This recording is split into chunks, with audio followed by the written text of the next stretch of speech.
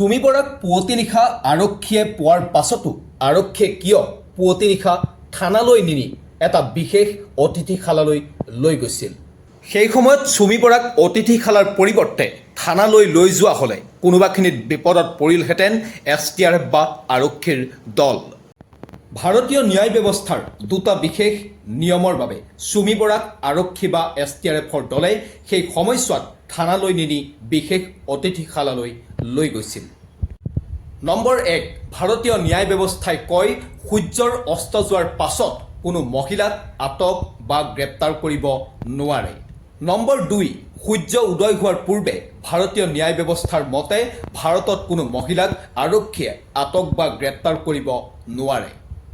Number 3, নিশা মহিলাক আটক বা গ্ৰেপ্তাৰ কৰিবলৈ অনুমতি লাগে দণ্ডাধীশৰ।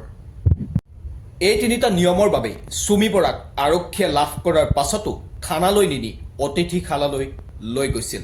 কাৰণ চুমি বৰাক যেতিয়া আৰক্ষীয়ে পাইছিল তেতিয়া সূৰ্য উদয় হোৱা নাছিল বা তেতিয়া সূৰ্য অস্ত ইতিমধ্যে গৈছিল। দ্বিতীয় কথা হ'ল সেই সময়ছোৱাত আৰক্ষীৰ হাতত দণ্ডাধীশৰ অনুমতি নাছিল আৰু সেইকাৰণে চুমি বৰাক আৰক্ষীয়ে সূৰ্য উদয় হোৱাৰ পাছত আৰু দণ্ডাধীশ আহি পোৱাৰ পাছতহে অতিথিশালাৰ পৰা লৈ আনি আটক বা গ্ৰেপ্তাৰ কৰিছিল।